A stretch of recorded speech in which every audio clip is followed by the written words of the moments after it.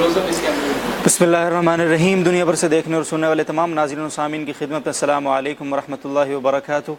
मैं हूँ आपका मेज़बान मोहम्मद अब्दुल वदूद और आप देख रहे हैं प्रोग्राम आपके मसाइल का हल, जिसे रोज़ाना शब 9:05 पे मुल्क के पाकिस्तान के मारूफ दीनी वस्री तालीमी इदारे जामिअतुर रशीद कराची से बराह रास्त आपकी खिदमत में पेश किया जाता है। नाज़रीन कराम, हमें एहसास है कि हम किसी वजह से कभी कभार कुछ ताख़ीर का शिकार हो जाते हैं, कुछ टेक्निकल प्रॉब्लम्स की वजह से, लेकिन इंशाअल्लाह अज़ीज़ हम ख्याल करेंगे कि हम पूरे 9:05 पे आपकी खिदमत में हमेशा की तरह आने की कोशिश करें। और नाज़रीन कराम, हमारे प्रोग्राम आपके मसाइल का हल, आपको मालूम है कि इसमें आपके बहुत सारे सवालात हमें मौसूल होते हैं। मुफ्तियान कराम का एक पैनल हमारे साथ रोज़ाना मौजूद होता है, वो आपके सवालात का तसल्ली बख्श, तशफ़ी बख्श जवाब देने की कोशिश करता है। आज भी यही सब कुछ है और इसके पीछे जो मकसद है वो रसूलुल्लाह सल्लल्लाहु अलैहि वसल्लम का वो फरमान है कि आप अलैहिस्सलातु वस्सलाम ने इरशाद फरमाया कि इल्म हासिल करना हर मुसलमान मर्द और औरत पर फ़र्ज़ है। और ये भी फ़ुक़हा का एक बयान करदा एक मसला है कि जहालत आजकल इस ज़माने में ख़ास तौर पर जब हर तरह से वसाइल हमारे पास मौजूद हैं और कोई रुकावट नहीं है हमें दीन के बारे में इल्म हासिल करने के मुतालिक, आगाही हासिल करने के मुतालिक, तो जहालत उज़र नहीं है। हम अल्लाह रब्बुल इज़्ज़त की बारगाह में जब सवाल व जवाब देने खड़े होंगे तो हम ये नहीं कह सकेंगे कि हमें इस मसले का पता नहीं था या हमें ये इल्म, इस चीज़ का इल्म हमें हासिल नहीं हो सका, हम हासिल नहीं कर सके, हमारे पास ज़राए और वसाइल नहीं थे। ये कोई उज़र नहीं है। तो नाज़रीन कराम, मुहद्दिसीन ने आप अलैहिस्सलातु वस्सलाम की जो फरमान है कि इल्म हासिल करना हर मुसलमान पर फ़र्ज़, लाजिम और ज़रूरी है, इसकी तशरीह में लिखा है कि इतना इल्म हासिल करना कि जिससे हमारी 24 घंटे की जो ज़िंदगी है, हमारे शब व रोज़ के जो मामलात हैं, वो अल्लाह रब्बुल इज़्ज़त के अहकाम और रसूलुल्लाह सल्लल्लाहु अलैहि वसल्लम के फ़रामीन आली शान के मुताबिक ढल सके। इसी मकसद को पेश नज़र रखते हुए JTR मीडिया हाउस की ट्रांसमिशन आपकी खिदमत में रोज़ाना शब 9:05 पे पेश की जाती है। आज की नशिस्त के मुअज़्ज़ज़ मेहमान हमारे साथ जो मौजूद हैं उनका तारुफ़ आपकी खिदमत में रखेंगे। और उससे पहले मैं एक बात वजाहत करता चलूँ कि आज भी अगर आप हमारे साथ अपने सवालात शेयर करना चाहते हैं या आप समझते हैं कि आपको शरई नुक्ता नज़र की कोई वजाहत दरकार है, तो बहुत आसान सा तरीका है और रोज़ाना की तरह आपने फॉलो करना है और आप हमारी ट्रांसमिशन का हिस्सा बन जाएंगे। और तरीका यह है कि आप फेसबुक पर जाएंगे, फेसबुक के सर्च इंजन में JTR मीडिया हाउस लिख कर उस पेज को सर्च करेंगे, लाइक करेंगे और उसी पेज पर जारी हमारी इस लाइव ट्रांसमिशन का हिस्सा बन जाएंगे और कमेंट बार में अपने सवाल तहरीर कर देंगे, दो बातों के ख्याल के साथ कि अपने सवाल के साथ अपना और अपने इलाके का नाम ज़रूर लिखेंगे। दूसरी बात, जितने भी गैर ज़रूरी सवालात हैं, फ़िरका वाराना नौइयत के हों या फिर सियासी नौइयत के, उनसे आप गुरेज़ बरतेंगे, क्योंकि ऐसे सवालात से आपका वक्त भी ज़ाया होगा और मुफ्तियान कराम का कीमती वक्त भी ज़ाया होगा। हमारी कोशिश होगी कि हम ज़्यादा से ज़्यादा वक्त जो है मुफ्तियान कराम से दीन के मसाइल और इल्म सीखने में सर्फ करें। आज के पैनलिस्ट, आज के मुअज़्ज़ज़ मेहमान मुफ्ती मोहम्मद हुसैन खलील खेल साहब मौजूद हैं हमारे साथ। सीनियर मुफ्ती हैं, सीनियर फैकल्टी मेंबर हैं, बल्कि उस्ताजुल हदीस हैं जामिअतुर रशीद कराची के, और जामिअतुर रशीद के 3 साल तखस्सुस डिपार्टमेंट फ़िक़्हुल मामलातिल मालिया वल उलूमिल इदारिया के आप असिस्टेंट डायरेक्टर और मुआविन मसऊल भी हैं और बैंक इस्लामी पाकिस्तान के शरिया बोर्ड के आप मेंबर हैं। आज के दूसरे मुअज़्ज़ज़ मेहमान मुफ्ती अहमद खान साहब मौजूद हैं हमारे साथ, कल भी तशरीफ़ फरमा थे। आप भी सीनियर फैकल्टी मेंबर हैं, सीनियर मुफ्ती हैं दारुल इफ्ता जामिअतुर रशीद कराची के, और साथ ही साथ नेशनल बैंक ऑफ पाकिस्तान के शरिया बोर्ड के आप अहम रुकन हैं। दोनों मुअज़्ज़ज़ मेहमानों का तशरीफ़ आवरी के लिए बहुत बहुत शुक्रिया। पहला सवाल है आज की इस नशिस्त का, बटग्राम से उबैदुल्लाह साहब पूछ रहे हैं, मुफ्ती मोहम्मद हुसैन खलील खेल साहब की खिदमत में है वो सवाल। मुझसे पूछते हैं, मसाजिद में सर्दियों के मौसम के अंदर गैस के हीटर जलाए जाते हैं, बाज़ हज़रात इसे मना करते हैं कि आग सामने हो तो सजदा करना अच्छा नहीं है, इस बारे में क्या होगा मुझसे? बिस्मिल्लाहिर्रहमानिर्रहीम। फ़ुक़हाए किराम ने मसला ज़िक्र फरमाया है कि अगर नमाजी के सामने आग हो, ख्वाह वो आग शौलों की सूरत में हो या अंगारों की सूरत में हो, और इतना करीब हो कि समझा जाए कि नमाजी के सामने ही है ये, तो उसके सामने नमाज़ पढ़ना मकरूह है। और इस मकरूह होने की वजह ये फरमाई है कि इसमें उन लोगों के, उन कुफ़ार के साथ मुशाबहत है जो आग की इबादत करते हैं। अब ज़ाहिर है मुशाबहत वहाँ होती है जहाँ उस चीज़ के लिए कोई और नुक्ता, कोई और ज़रूरत उसके सामने न हो और गैर ज़रूरी तौर पर एक काम किया जाए तो उसको मुशाबहत पर महमूल किया जाएगा। लेकिन अगर किसी जगह आग जलाने की एक और माक़ूल वजह मौजूद हो, जैसे कि फ़ुक़हाए किराम ने मिसाल दी है कि शमा अगर सामने जल रहा है तो उस सूरत में नमाज में कराहत इसलिए नहीं है कि शमा जलाना एक और ज़रूरत की वजह से है, तो उस ज़रूरत की रूह से जब हम देखते हैं तो ये पहलू जहन में नहीं आता कि इसकी इबादत भी हो रही है या उसकी मुशाबहत हो रही है। تو اس طرح جو سردیوں میں گیس ہیٹر چلائے جاتے وہ بھی ایک ضرورت کی وجہ سے چلائے جاتے ہیں، تو اس میں یہ نقطہ نہیں پایا جاتا اور مشابہت اس میں سمجھ میں نہیں آتی، اس وجہ سے اس میں کوئی کراہت کا حکم تو نہیں ہے۔ البتہ مناسب بہرحال یہ ہے کہ جو یہ ہیٹر ہے، اس طرح کی جو چیزیں ہیں تو وہ اگر کناروں پر لگائی جائے یا ایسے طریقے سے لگائی جائے جو سامنے ہونے سے اس کو بچایا جائے تو اس کے مناسب ہونے میں کوئی اشکال نہیں ہے، لیکن اگر کسی جگہ مشکلات ہے، اس کوئی اور سیٹنگ نہیں ہو سکتی تو پھر یہ درست ہے، اس میں نماز میں کوئی کراہت نہیں آئے گی۔ بہت شکریہ صاحب۔ مسز نعمان صاحب پشاور سے پوچھتی ہیں جی، اگر بیت الخلاء کے اندر اذان کی آواز مطلب ہم بیت الخلاء میں ہیں اور اذان کی آواز سنائی دیتی ہے، جواب دیں گے مجھے؟ بس یہ اصول ہے کہ جو بھی ایسی چیزیں جگہ ہے جہاں گندگی ہوتی ہے تو اس میں ذکر اللہ اور مقدس کلمات کو ادا کرنا یہ بے ادبی ہے اور یہ درست نہیں ہے، تو بیت الخلاء میں اذان کی آواز اگر آئے تو جواب نہیں دینا چاہیے، مکروہ ہے۔ ٹھیک، بہت شکریہ صاحب۔ ارشد صاحب کراچی سے پوچھتے ہیں، میں وطر کی نماز میں 5 سال سے سورہ نصر، سورہ لہب اور سورہ اخلاص اس نیت سے پڑھتا ہوں کہ اللہ بواسیر کی بیماری سے حفاظت کریں گے، درست ہے یہ بات؟ بس اس کے تو میں نے کافی تحقیق کی، مجھے اس کا کوئی ثبوت نہیں ملا کہ یہ جو معمول ہے یہ اس فائدے کا حامل ہے، تو اگر اس صاحب کے پاس اس کا کوئی حوالہ ہے تو وہ حوالہ بھی بتا دے کہ کہاں سے انہوں نے یہ بات لی ہے۔ ٹھیک، بہت شکریہ صاحب۔ فہیم عابد قاسمی صاحب شیخو پورہ سے اگلا سوال پوچھ رہے ہیں، مقتدی کی ایک یا زائد رکعت رہ جائیں تو پہلے یہ سنا تھا کہ تشہد پڑھ کر خاموش رہیں، لیکن ایک صاحب سے سنا ہے کہ تشہد کے بعد درود شریف اور دعا پڑھ لینا بہتر ہے، برائے مہربانی رہنمائی فرما دیں مجھے۔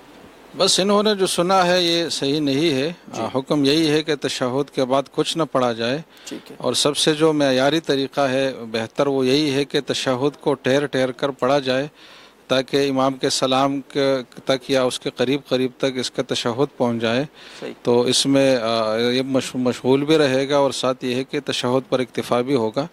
تو تشہد کے علاوہ تو کچھ پڑھنا مسنون نہیں ہے بلکہ ناجائز ہے۔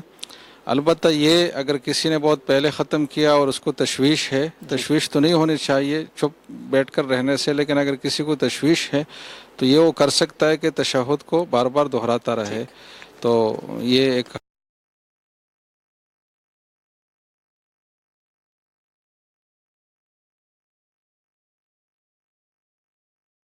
پوری صف کی جگہ نہ ہو اور پیچھے صف بچھا دی جائے تو صف کے درمیان اتصال رہے گا اور نماز درست ہو جائے گی۔ بس انہوں نے جو صورت بتائی ہے کہ پلر ہے اور پلر میں درمیان میں اتنی جگہ بھی نہیں ہے جس میں الگ صف بن جائے، تو اس میں گنجائش ہے کہ پیچھے صف بنائے جائے اور یہ جو تھوڑا سا فاصلہ ہے اس سے کوئی حرج نہیں ہوتا۔ ٹھیک، بہت شکریہ۔ مفتی احمد خان صاحب، عاقب صاحب پوچھ رہے ہیں، ہم 3 پارٹنر ہیں اور پارٹ ٹائم مختلف اشیاء خرید کر مختلف کمپنیوں کو سپلائی کرتے ہیں، کیا جس کمپنی میں کام کرتا ہوں اسے یہ اشیاء سپلائی کر سکتا ہوں یا نہیں؟ بسم اللہ الرحمن الرحیم۔ یہ اس کمپنی کو یہ مال سپلائی کر سکتے ہیں، لیکن اس میں ان کو یہ لحاظ رکھنا ہوگا کہ عموماً اس طرح کے معاملات میں ہوتا یہ ہے کہ ایک شخص جب ایک کمپنی میں ملازم ہے اور اس کمپنی کو ہی کوئی مال سپلائی کرنا ہے تو بسا اوقات اپنے تعلقات کو استعمال کرتے ہوئے کمپنی کے ضوابط کے خلاف جو ہے وہ ٹھیکہ حاصل کر لیا جاتا ہے، یا اسی طرح مال جو ہے وہ کم تر کوالٹی کا مہیا کیا جاتا ہے، اور چونکہ وہ شخص خود اس کمپنی میں ملازم ہے تو اس کی وجہ سے اس کو کوئی نقصان بھی نہیں ہوتا، کوئی پریشانی نہیں ہوتی۔ تو اس قسم کی کوئی خیانت کمپنی کے ساتھ نہ ہو، جو ایک ضابطے کا طریقہ ہے بالکل اسی کے مطابق اگر یہ کام کریں، اور بالکل ایک اجنبی کی حیثیت سے، یعنی گویا یہ 2 بالکل علیحدہ معاملے ہیں کہ یہ کمپنی کے ملازم ہیں وہ ایک علیحدہ معاملہ ہے، اور یہ ایک بالکل علیحدہ معاملہ ہے کہ یہ اس کمپنی کو مال سپلائی کریں، اس کے سپلائی کرنے کی جو شرائط ہیں، جو ضوابط ہیں، اگر ان کی یہ پابندی کریں تو یہ اس کمپنی کو یہ مال سپلائی کر سکتے ہیں۔ بہت شکریہ مصعب۔ ثاقب شبیر صاحب، کیا ایک ہی پروڈکٹ 4 مختلف لوگوں کو الگ الگ قیمت پر فروخت کرنا درست ہے؟ مثلا جو نقد پیسے دے اس کے لیے الگ قیمت، جو کچھ دن کے ادھار پر لے اس کے لیے الگ، اور جو ادائیگی کے لیے خوب تنگ کرتا ہو اس کے لیے الگ؟ انسان اپنی چیز کو کسی بھی قیمت پر فروخت کر سکتا ہے جب باہمی رضامندی سے یہ معاملہ کیا جائے، اور جس وقت فروخت کی جائے تو یہ طے کر لیا جائے کہ اس چیز کی قیمت کیا ہوگی، اور یہ بھی کوئی شرعاً ضروری نہیں ہے کہ تمام انسانوں کو ایک ہی قیمت پر کوئی چیز فروخت کی جائے، اور کسی بھی وجہ سے قیمت کم زیادہ رکھی جا سکتی ہے۔ تو یہ بھی معقول وجوہات ہیں کہ جن کی وجہ سے یہ قیمت میں تفاوت کرنا جائز ہے، بس یہ طے کرنا ضروری ہے کہ جس کو بھی یہ بیچ رہے ہیں تو اس وقت یہ طے کر لیں کہ آپ کو اس قیمت پر میں یہ چیز دوں گا تو یہ معاملہ جائز ہوگا، ایک ہی قیمت پر سب کو دینا ضروری نہیں ہے۔ بہت بہت شکریہ مصعب عبدالباسط صاحب فیصل آباد سے پوچھتے ہیں مفتی احمد خان صاحب نے میرے سوال کے جواب میں یہ تفصیل پوچھی کہ آیا وہ رقم سرکار کی امانت تھی یا کچھ اور. اس کی وضاحت یہ ہے کہ وہ سرکاری رقم نہیں تھی بلکہ جس علاقے میں کام ہوا وہاں کے ذمہ داران نے دی تھی. کام جو مکمل ہوا وہ یہ تھا کہ اس علاقے میں بجلی پہنچائی گئی تھی اور یہ کام ہمارے محکمہ کے ایک دوسرے ڈپارٹمنٹ نے کیا تھا. ہمارا کام یہاں صرف بجلی کے میٹر لگانا ہے. جی اس صورت میں بھی یہ رقم لینا بالکل جائز نہیں تھا، کیونکہ جب یہ سرکاری ملازم ہیں تو یہ ان کی ڈیوٹی کا حصہ ہے کہ اس علاقے میں کام کریں اور وہاں پر بجلی پہنچائیں. اس کے لیے یہ ظاہر ہے گورنمنٹ سے تنخواہ لیتے ہیں، اور ضابطہ یہ ہے کہ انسان جب اپنی ڈیوٹی پر تنخواہ لیتا ہے تو اس کام کے انجام دینے کے لیے کسی دوسرا شخص سے جس کو فائدہ پہنچ رہا ہے اس کام کا، اس سے کوئی رقم لینا بالکل جائز نہیں ہوتا. اور ہمارا مشاہدہ ہے کہ ہمارے معاشرے میں اس کی وجہ سے بہت زیادہ خرابیاں پیش آ رہی ہیں. کسی بھی محکمے میں آپ جاتے ہیں تو ان کی اگرچہ ڈیوٹی ہوتی ہے وہ کام کرنا، لیکن وہ یہی امید رکھتے ہیں کہ آپ ان کو کچھ رقم دیں گے. جب تک آپ وہ رقم نہ دیں آپ کا کام نہیں ہوتا. تو یہ ساری خرابی یہیں سے شروع ہوئی ہے کہ ابتدا میں یہ کہا جاتا ہے کہ جی ہم اپنی خوشی سے دے رہے ہیں، اور آہستہ آہستہ یہ بالکل ایک لازمی ایک صورت بن جاتی ہے کہ اس کے بغیر آپ کا کام نہیں ہوتا. تو اگرچہ انہوں نے اپنی خوشی سے دی ہو تب بھی یہ رقم لینا ان کے لیے جائز نہیں ہے. اور اگر ان کو معلوم ہے وہ لوگ کہ جنہوں نے یہ رقم دی ہے تو اس کو واپس لوٹائیں، ورنہ بلا نیت ثواب کے اس کو صدقہ کریں. بہت شکریہ صاحب. صفیہ مرزا صاحبہ کا سوال ہے، میں نے ایک بینک میں کریڈٹ کارڈ کھولا ہے. انہوں نے آفر کی ہے کہ اگر میں مہینے میں $500 خرچ کروں تو وہ مجھے $150 کیش بیک کے طور پر دیں گے. کیا یہ سود میں شامل ہوگا؟ دیکھیں اس وقت پاکستان میں تو کم از کم کوئی اسلامک بینک کریڈٹ کارڈ صرف ایک آدھ بینک آفر کر رہا ہے، باقی کوئی اسلامک بینک نہیں کر رہا. اور باہر ملکوں میں بھی ہمارے علم میں کم از کم یہ جو صورت یہ بتا رہے ہیں کریڈٹ کارڈ کی اور یہ آفر، یہ کسی اسلامک بینک کی طرف سے نہیں ہو سکتی. اور غیر اسلامی بینکوں میں کریڈٹ کارڈ ان سے لینا جو ہے یہ شرعاً درست ہی نہیں ہے، کیونکہ یہ ایک سودی معاملہ ان کے ساتھ کرنا ہوتا ہے بلا کسی شدید مجبوری کے. اور یہ بھی ہم اس لیے کہتے ہیں کہ بسا اوقات ایسا ہوتا ہے کہ کوئی چیز آپ نے لازماً خریدنی ہے اور وہ کریڈٹ کارڈ کے بغیر نہیں خریدی جا سکتی. لیکن یہاں پر یہ وضاحت کر دوں کہ ہمارے علم کے مطابق ایسا ہوتا نہیں ہے. جہاں بھی کریڈٹ کارڈ کے ذریعے سے آپ خریداری کر سکتے ہیں وہاں پر ڈیبٹ کارڈ کے ذریعے سے بھی خریداری ہو سکتی ہے. تو پھر خواہ مخواہ ایک سودی معاملہ کرنا اور کریڈٹ کارڈ لینا، تو یہ کریڈٹ کارڈ جب لینا ہی جائز نہیں ہے تو پھر اس پر یہ کیش بیک کی سہولت حاصل کرنا یہ بطریق اولا جائز نہیں ہے. اور یہاں پر سود کی وجہ نہیں ہے، لیکن اصل وجہ یہ ہے کہ یہ کریڈٹ کارڈ کا حصول ہی ان کے لیے شرعاً درست نہیں ہے. ام احمد صاحبہ کینیڈا سے، کیا سوتیلی ماں کے بیٹے سے لڑکی کا نکاح ہو سکتا ہے؟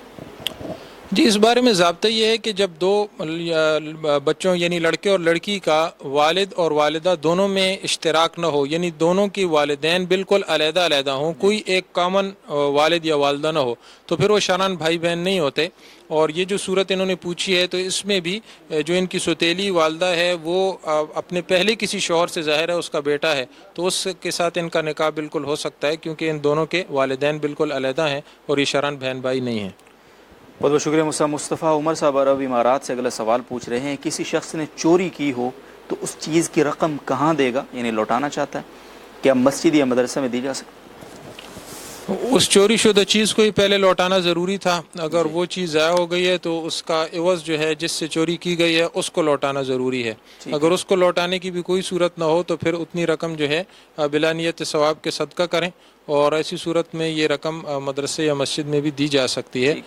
بہرحال مسجد میں دینے کے بجائے بہتر ہوگا کسی اور جگہ پر صرف کر دیں، لیکن اگر دے دی تو تب بھی اس کی گنجائش. بہت بہت شکریہ مصعب. اور اگلا سوال ہے فرقان سعید صاحب کا، اگر باپ اپنے بیٹے کو محلے کی مسجد چھوڑ کر دوسری مسجد میں نماز ادا کرنے کا حکم دے تو کیا وہ اسے چھوڑ سکتا ہے، جبکہ کبھی کبھار وہ اس محلے کی مسجد میں اذان بھی دیتا ہے؟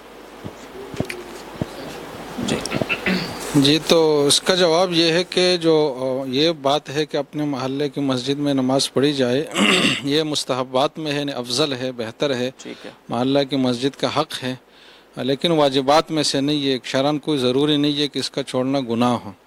تو جب یہ افضل اور مستحبات میں سے ہے تو اس میں اگر والد صاحب ان کو حکم دیتے ہیں کہ اب دوسری مسجد میں نماز پڑھے تو یہ حکم ماننا چاہیے ان کو. اس صورت میں والد کے حکم کی زیادہ اہمیت ہے بنسبت اس فضیلت کے. جزاکم اللہ. کراچی سے بنت جمال صاحبہ کا سوال ہے، 3 سال سے زیادہ کی قضا روزے اگر صرف پچھلے سال کی نیت کر کے رکھ لیے گئے تو ادا ہو جائیں گے؟ سوال تھوڑا مبہم ہے. بظاہر یہ ہے کہ صرف یہ نیت کی کہ پچھلے سال جو میرے روزے رہ گئے ہیں تو ہر روزے میں یہ نیت کی کہ وہ روزے میں قضا کرتی ہوں. جی تو پچھلا سال چونکہ متعین ہے کہ اس سے جو متصل پچھلا سال ہے تو اس میں کوئی ابہام نہیں ہے، اور جب ان روزوں کی قضا ہو جائے تو پھر بھی اس سے جو متصل سال تھا پہلا والا تو وہ پھر متعین ہے، تو اس میں نیت میں ابہام نہیں ہے. تو جب ابہام نہیں ہے، کسی طرح تعین ہے، تو اتنا کافی ہے، یہ قضا روزے ان کے ہو جائیں گے. بہت شکریہ. ثوابت جان صاحب کا سوال ہے، کیا حج پر جانے کے لیے درخواست منظور ہونے کے ہیلے کے طور پر کسی اجنبی عورت کو بہن بنانا جائز ہے یا نہیں، جبکہ ان کے ساتھ ان کا شوہر بھی جا رہا ہو؟ بس یہ سوال سمجھ نہیں آئی، کیونکہ حج پر تو کوئی پابندی نہیں ہے عمر کے حوالے سے. جی اور جب خاتون کے ساتھ ایسا جب خاتون کے ساتھ اپنا محرم بھی شوہر بھی موجود ہے تو خاتون کی بھی کوئی مجبوری نہیں ہے. تو بہرحال اگر کوئی مجبوری ہے بھی تو جھوٹ بولنے کی اس میں اجازت نہیں ہے. ٹھیک ہے، بہت شکریہ. اس میں کچھ وضاحت کرتے ہیں. اس میں اصل میں شاید مجبوری یہ ہے کہ حکومت نے یہ پابندی لگائی ہوئی ہے کہ جس شخص نے ایک دفعہ حج کیا ہے تو وہ آئندہ 3 یا 7 سال کے لیے دوبارہ حج نہیں کر سکتا. تو اب لیکن یہ تب ہے کہ جب وہ کسی کے محرم کے طور پر نہ جا رہا ہو. اگر وہ کسی کے محرم کے طور پر جا رہا ہے تو پھر وہ دوبارہ بھی حج کر سکتا ہے. تو یہ شاید اس وجہ سے انہوں نے پوچھا ہے. تو جس طرح حضرت نے وضاحت فرمائی کہ بہرحال جھوٹ بولنا تو درست نہیں. بہت شکریہ. مصعب عابد حسین صاحب کا سوال ہے، تمام نمازوں کی چھوٹی ہوئی رکعتیں پڑھنے کا طریقہ بتا دیں. بس اس سوال کے پیچھے جو اصل ابہام ہے ان کے ذہن میں وہ یہ ہے کہ قعدہ جو ہے وہ کس موقع پر کیا جائے. تو ظاہر ہے کہ جو 2 رکعت کی نماز ہے اس میں تو کوئی اس طرح ابہام نہیں ہے. اگر 1 رکعت آپ کی چھوٹ گئی ہے تو 1 رکعت ادا کر کے پھر قعدہ ہے. اگر دونوں چھوٹ گئی ہے، آپ قعدہ میں شامل ہوئے ہیں تو پھر دونوں پڑھ کر اس کے بعد قعدہ کرنا ہے. تو اس میں تو کوئی ابہام والی اور کنفیوژن والی بات نہیں ہے. البتہ 4 رکعت کی صورت میں کچھ وہ آ سکتی ہے. مثلا اگر کسی نے 1 رکعت پائی ہے اور 3 رکعتیں اس کی نکل گئی ہے تو اس میں ایک ابہام ہوتا ہے کہ اب کس طریقے سے پڑھا جائے. تو اس حوالے سے وضاحت یہ ہے کہ 2 طریقے. اس کا جو سب سے اچھا طریقہ بہتر ہے وہ یہی ہے کہ 1 رکعت جب پڑھی جائے مزید، یعنی امام کے بعد سلام پھیرنے کے بعد، تو اس 1 رکعت میں سورۃ فاتحہ کے ساتھ کسی سورت کی تلاوت بھی کرنی ہے اور اس 1 رکعت کے بعد پھر قعدہ کرنا ہے. تو 1 رکعت وہ تھی جو امام کے ساتھ انہوں نے پا لی تھی، اور 1 رکعت ابھی ادا کر لی، تو 2 رکعت کے بعد قعدہ ہو جائے گا. اور اس کے بعد پھر 2 رکعت ادا کرے جس میں پہلی رکعت میں سورۃ فاتحہ کے ساتھ سورت بھی پڑھے، البتہ آخری رکعت میں صرف سورۃ فاتحہ پر اکتفا کرے اور پھر قعدے کے بعد تشہد کے بعد دعاؤں کے بعد سلام پھیر دے. تو یہ طریقہ جو بہتر ہے وہ یہ ہے. لیکن اگر کسی نے اس کی جگہ یہ کر لیا کہ امام کے سلام پھیرنے کے بعد جب یہ کھڑے ہوئے تو 2 رکعتیں اس نے پڑھ لی اور 2 رکعت کے بعد اس نے سجدہ کر لیا اور پھر 1 رکعت الگ سے آخر میں پڑھ لی اور پھر اس کے بعد قعدہ اخیرہ کر لیا، تو اس کی بھی گنجائش ہے، یہ بھی درست ہے. البتہ اس میں وہی ہوگا کہ جو پہلی 2 رکعتیں اس نے پڑھی ہے تو ان 2 رکعتیں انہوں نے وہ چونکہ پہلی والی رکعت ہے تو دونوں میں جو ہے نا وہ انہوں نے تلاوت بھی کرنی ہوگی، سورت بھی ساتھ پڑھنا ہوگا. بہت شکریہ مصعب. ٹھیک ہے. تیمور جمیل صاحب سعودی عرب سے، میں حج کے لیے جاتا ہوں اور میقات سے احرام باندھ کر عمرہ مکمل کر کے احرام کھول دیتا ہوں، پھر 8 تاریخ کو حج کے لیے احرام باندھنا ہو تو وہ کہاں سے باندھنا پڑے گا؟ آیا حرم یعنی مسجد میں ہی باندھنا پڑے گا یا مسجد عائشہ جانا ضروری ہے اس کے لیے؟ نہیں، اصول یہ ہے کہ جب حج کا احرام باندھنا ہو تو وہ جہاں آپ مقیم ہے حرم کے اندر کسی بھی جگہ یا تو وہیں سے احرام آپ باندھیں گے. اس کے لیے حرم سے باہر نکلنا کوئی ضروری نہیں ہے. بہت شکریہ جی. عائشہ بٹ صاحب پوچھتی ہیں حائضہ عورت کے حج کا کیا حکم ہے؟ حج میں پرابلم حائضہ کے لیے صرف طواف کی صورت میں پیش آتی ہے کہ وہ مسجد کے اندر ہی کرنا ہے اور مسجد میں ایسی حالت میں جانا جائز نہیں ہے. تو اس میں یہ ہے کہ جو عمرے کے طواف ہے اس میں تاخیر کر لے. لیکن زیادہ جو مسئلہ ہوتا ہے وہ طواف زیارت میں جو آخری طواف ہے کہ ادھر فلائٹ نکلنے والی ہے، ادھر ایام ہے، تو اس میں پھر فقہاء نے اس کی اجازت دی ہے کہ اب حیض کی حالت میں ہی وہ طواف کر لے. لیکن ایک بڑے جانور، گائے، بیل، اس طریقے سے جو بڑے جانور ہے اس کی قربانی بھی آپ دیں. شکریہ مصعب. حذیفہ صاحب دمام سے پوچھتے ہیں مقبول حج سے اللہ تعالیٰ بندے کو غنی کر دیتا ہے، اگر غنی نہ ہوا بندہ تو اس کا مطلب کیا ہے کہ حج قبول ہی نہیں ہوا؟ بس 2 باتیں. ایک بات تو یہ ہے کہ حج پہ جو خرچہ ہو اس کی وجہ سے آدمی فقیر نہیں ہوتا، مالی تنگی میں مبتلا نہیں ہوتا. تو اتنی بات تو یقینی ہے اور ایسا کبھی ہوا بھی نہیں ہے، اس کا کوئی مشاہدہ بھی نہیں ہوا کہ حج پر خرچ کرنے کی وجہ سے آدمی کو فقر و فاقے کرنے پڑے ہو، بلکہ مال میں وسعت ہی آتی ہے، اور کم از کم جو اس نے خرچہ کیا ہے اتنا تو اللہ تعالیٰ دیتے ہی ہے، یا اس پیسے سے جو انتظامات ہونے تھے وہ انتظامات ویسے اللہ تعالیٰ اس کے لیے میسر کر لیتے ہیں اور اس کو خرچہ ہی نہیں کرنا پڑتا۔ باقی یہ جو غنا والی بات ہے ایک اضافی فضیلت ہے، کبھی حاصل بھی ہو سکتی ہے، اور اگر اخلاص کے ساتھ اور حج میں دعا بھی ہو تو امید ہے کہ یہ فضیلت اور یہ جو فائدہ حاصل ہو، لیکن اگر کہیں حاصل نہ بھی ہو تو اس سے حج کے ثواب پر اور اس کی جو دنیاوی دینی افادیت ہے، قبولیت ہے، آخرت میں جو اجر و ثواب ہے، اس پر کوئی فرق انشاءاللہ اس سے نہیں پڑے گا، تو پریشان ہونے کی اس میں کوئی بات نہیں ہے۔ جزاکم اللہ۔ صحیح ہے، اصغر صاحبہ کا سوال ہے مصعب، وہ یہ پوچھتے ہیں ایک شخص عمرہ کی نیت سے جدہ جاتا ہے، وہاں جاتے ہی عمرہ کرنے چلا جاتا ہے اور باقی دن جدہ میں ہی قیام کا ارادہ رکھتا ہے، اب کیا دوبارہ کسی اور دن وہ عمرہ کرنے جا سکتا ہے؟ نیز 28 دن کے قیام میں وہ کتنی مرتبہ عمرہ کرنے جا سکتا ہے؟ مفتی صاحب جدہ جو ہے یہ حل میں ہے، یعنی حرم اور میقات کے درمیان جو جگہ ہے ان میں شامل ہے، تو وہاں سے اگر کوئی عمرے کی نیت سے جائے عمرہ کر لے تو ٹھیک ہے، اس میں حرج نہیں ہے، اور اگر دوبارہ آئے اور پھر دوبارہ عمرے کی نیت سے جا کر عمرہ کر لے تو عمروں کی کوئی تعداد متعین نہیں ہے، بلکہ آپ ایک روز میں کئی عمرے بھی کر سکتے ہیں، تو اس میں کوئی ایسی لمیٹیشن نہیں ہے۔ بہت شکریہ مصعب۔ زیب عالم صاحب پوچھتے ہیں کیا کسی حدیث میں یہ مفہوم ہے کہ اپنی انگلیوں پر ذکر کیا کرو کیونکہ قبر میں یہ تمہیں روشنی دیں گی؟ قبر میں روشنی والی بات تو مجھے نہیں ملی، البتہ صحیح حدیث میں جو الفاظ ہے وہ یہ ہے کہ فَإِنَّهُنَّ مَسْئُولَاتٌ مُسْتَنطَقَاتٌ، کہ انگلیوں پر اللہ کا ذکر کیا کرو پوروں پر، اس لیے کہ ان انگلیوں سے آخرت میں پوچھا جائے گا اور ان کو گویائی دی جائے گی، ان سے بلوایا جائے گا، اور جو اعمال ان انگلیوں کے ذریعے انجام دیے گئے ہیں اس کی گواہی دیں گے، برے اعمال کی بھی گواہی دیں گے، اچھے اور نیک اعمال کی بھی دیں گے، تو انگلیوں پر تسبیحات کی بہرحال فضیلت ہے، اور آخرت میں اس نیک عمل کی یہ گواہی بھی دیں گے۔ بہت شکریہ مصعب۔ سمیع اللہ صاحب کوہاٹ سے پوچھ رہے ہیں چائنا سال کے بارے میں مفتی عابد شاہ صاحب نے فرمایا تھا کہ اس بارے میں یہ نہیں معلوم کہ یہ کس چیز سے بنائی جاتی ہے، اس لیے اسے بچنا چاہیے، جبکہ مفتی حسین صاحب کہتے ہیں کہ کھانا جائز ہے، اس میں کون سی بات پر عمل کیا جائے اسے؟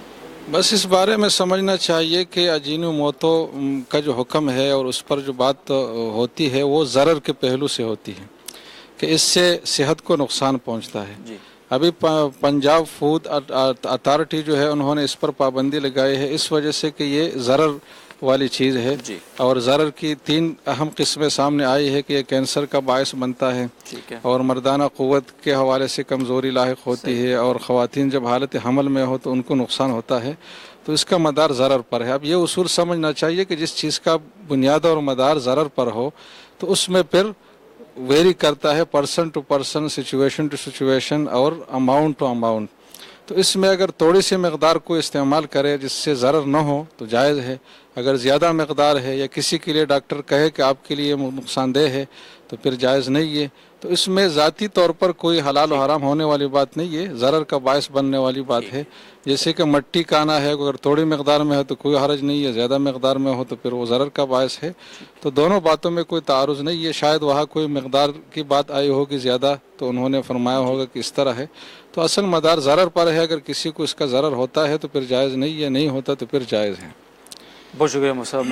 مفتی احمد خان صاحب، ایمن صاحبہ کا سوال ہے امریکہ سے، وہ یہ پوچھتی ہیں جی کہ اگر کسی نے زکوٰۃ کے لیے پیسے الگ رکھے ہوں، پھر کسی نے باہر رستے میں پیسے مانگ لیے تو اس نے اپنی جیب سے پیسے دے دیے کہ گھر جا کر زکوٰۃ کے پیسوں سے لے لوں گا، کیا اس طرح کرنا صحیح ہے؟ جی بالکل صحیح ہے، اور ان کو شاید اشتباہ اس وجہ سے ہوا ہے کہ زکوٰۃ کے لیے انسان جب پیسے ایک دفعہ علیحدہ رکھ لیتا ہے تو وہ پھر دوبارہ ان میں نیت نہیں کرنی پڑتی، تو یہ مسئلہ اپنی جگہ صحیح ہے کہ ایک دفعہ انسان اس نیت سے کچھ رقم علیحدہ کر لے کہ یہ میں زکوٰۃ میں دوں گا تو پھر دوبارہ اس کی ادائیگی کے وقت نیت کی ضرورت نہیں ہوتی، لیکن اس کا یہ مطلب نہیں ہے کہ اب اسی رقم کو زکوٰۃ میں دینا لازم ہوتا ہے اور کوئی دوسری رقم نہیں دی جا سکتی، تو دوسری رقم بھی دی جا سکتی ہے اور بعد میں یہ اپنے پاس رکھ کر استعمال کی جا سکتی ہے۔ شکریہ مصعب۔ ثاقب شبیر صاحب پوچھتے ہیں کسی نے ایک ضرورت مند کو دینے کے لیے کچھ رقم دی تھی جو میں نے خود پر خرچ کر لی، بعد میں پتہ چلا کہ ضرورت مند کی حاجت تو پوری ہو گئی ہے، اب اس رقم کا کیا کریں؟ وہ رقم تو انہوں نے خرچ کر لی، اب اس رقم کا تو کچھ نہیں ہو سکتا. اب ان کو چاہیے کہ جن صاحب نے ان کو یہ رقم دی تھی تو ان کو یہ اطلاع کریں کہ مجھ سے وہ رقم خرچ ہو گئی ہے. اب وہ جس طرح بتائیں، یا تو ان کو حق حاصل ہے کہ ان سے وہ رقم واپس مانگ لیں، یا اگر وہ کہیں کہ آپ یہ اس شخص کو پہنچا دیں تو پھر اسی کو پہنچائیں، یا وہ معاف کرنا چاہیں تو معاف بھی کر سکتے ہیں. لیکن انہیں چاہیے کہ جن کی رقم تھی تو ان کو اطلاع کریں، پھر جس طرح وہ کہیں اس طرح عمل کریں. بہت بہت شکریہ محمد صاحب. اور اگلا سوال بھی آپ ہی کی خدمت میں ہے. ابو میمون صاحب پشاور سے پوچھتے ہیں، اگر جنازہ کی کچھ تکبیریں فوت ہو جائیں تو انہیں قضا کرنے کا طریقہ کیا ہوگا؟ جب تک جنازہ آگے پڑا ہوا ہے، جی. اٹھایا نہیں گیا، تو اس وقت ان کو پڑھا جا سکتا ہے. جس وقت امام سلام پھیر دے ٹھیک ہے. تو اب ہوتا عموماً یہ ہے کہ جنازہ اس کے فوراً بعد بہت جلدی اٹھا لیا جاتا ہے. تو اگر بالفرض نہ اٹھایا گیا ہو، ابھی پڑا ہو، تو پھر تو یہ جو ان سے اذکار رہ گئے ہیں وہ بھی پڑھیں اور تکبیرات بھی کہیں. لیکن اگر انہیں یہ خدشہ ہو کہ میں جتنی دیر میں وہ اذکار پڑھوں گا تو یہ جنازہ اٹھا لیا جائے گا، تو فوری طور پر جو رہی ہوئی تکبیریں ہیں وہ کہہ لیں اور سلام پھیر دیں تاکہ نماز ان کی درست ہو جائے. بہت شکریہ مصعب. اگلا سوال ہے جمیل راجہ صاحب کا ہے کہ امام اور ایک مقتدی 4 رکعت نماز پڑھ رہے تھے. امام نے 2 رکعت پر سلام پھیرا، مقتدی نے ہاتھ سے اشارہ دیا، پھر 2 رکعت اور پڑھ لی اور آخر میں سجدہ سہو بھی کر لیا. نماز درست ہو گئی ان سے؟ جی، نماز تو درست ہو گئی، اور مقتدی نے اگر اتنا زیادہ اشارہ اور اتنا زیادہ فعل نہیں کیا تھا جو عمل کثیر کی حد میں آتا ہے تو اس کی نماز بھی درست ہو گئی. لیکن انہیں ایسا نہیں کرنا چاہیے تھا. انہیں چاہیے تھا کہ سبحان اللہ کہتے، جو طریقہ ایک مقرر ہے کہ امام سے اگر غلطی ہو جائے تو مردوں کو حکم یہ ہے کہ وہ سبحان اللہ کہیں تاکہ امام کو تنبیہ ہو. تو آئندہ اس طرح نہیں کرنا چاہیے، سبحان اللہ کہنا چاہیے. جزاکم اللہ. محمد طاہر صاحب ڈیرہ غازی خان سے پوچھتے ہیں، میں جمعہ کے دن مسجد کی پہرہ داری کرتا ہوں جس کی وجہ سے جمعہ کی نماز نہیں پڑھ پاتا. ایسی صورت میں میرے لیے کیا حکم ہے؟ کیا بعد میں نماز پڑھ لینے کی وجہ سے مجھے گناہ ملے گا یا نہیں؟ نماز پڑھ لینے کی وجہ سے تو گناہ نہیں ملتا، جو جمعہ انہوں نے چھوڑ دیا ہے اس کی وجہ سے گناہ ملے گا. اور چونکہ مختلف مقامات پر جمعہ کی نماز ادا کی جاتی ہے اور عموماً ان کے اوقات میں بھی کافی تفاوت ہوتا ہے، تو یہ ممکن ہوتا ہے کہ آپ جہاں پر پہرہ دے رہے ہیں تو دوسری جگہ پر یا تو پہلے جمعہ کی نماز پڑھیں یا بعد میں کوئی ایسی مسجد دیکھیں کہ جہاں بعد میں جمعہ کی نماز ہوتی ہو. تو بہرحال ان پر جمعہ کی نماز پڑھنا تو ضروری ہوگا اور اس کا چھوڑنا صرف پہرے کی وجہ سے جائز نہیں ہوگا. بہت شکریہ. عدنان علی صاحب بہرام پور سے پوچھ رہے ہیں، نماز جنازہ میں کتنے فرائض ہوتے ہیں؟ نماز جنازہ میں 2 ہی فرائض ہیں، قیام ہے اور 4 تکبیریں ہیں.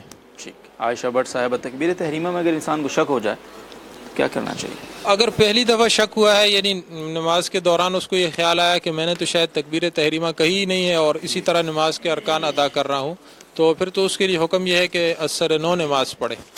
اور اگر یہ شک اس طرح بار بار ہوتا ہے تو بس اس کی طرف دھیان نہ کریں اور اپنی نماز پوری کر لیں، نماز ان کی درست ہو جائے گی. بہت بہت شکریہ مفتی محمد حسین صاحب، مفتی احمد خان صاحب. ناظرین کرام، آج آپ کے کچھ سوالات ہم شامل نہیں کر پائے کیونکہ مفتی طارق مسعود صاحب کسی وجہ سے ہمیں جوائن نہیں کر سکے ہیں. آج میں نام لے دیتا ہوں، انشاءاللہ کل ان سوالات کو ضرور ہم شامل کریں گے. شمس الدین صاحب بکر سے، امریکہ سے ایمن صاحبہ، یاسر صاحب کراچی سے، ثناء اللہ صاحب ڈیرہ اسماعیل خان سے، اور راشد صاحب کراچی سے، کشمیر سے محمد سلطان صاحب، شمس الوہاب صاحب راولپنڈی سے، شوکت صاحب بٹگرام سے، اور اسی طرح سے نام ہے ہمارے پاس عبداللہ صاحب کیپٹ آباد سے، ملتان سے معاویہ صاحب، خرم مغل صاحب، انڈیا سے محمد راشد صاحب، ممبئی سے بنت عبداللہ صاحبہ اور ملک احسان صاحب اور عبدالحق صاحب ایپٹ آباد. یہ سوالات ہم شامل نہیں کر سکے آج. انشاءاللہ کل کی نشست میں ان سوالات کو بھی شامل کریں گے اور آج کے وہ سوالات جو آپ نے ہم سے پوچھے ہیں ان کو بھی شامل کرنے کی بھرپور کوشش کریں گے. کل شب 9:05 پہ ہوتی ہے دوبارہ آپ سے ملاقات. تب تک کے لیے اجازت دیجیے. اللہ حافظ.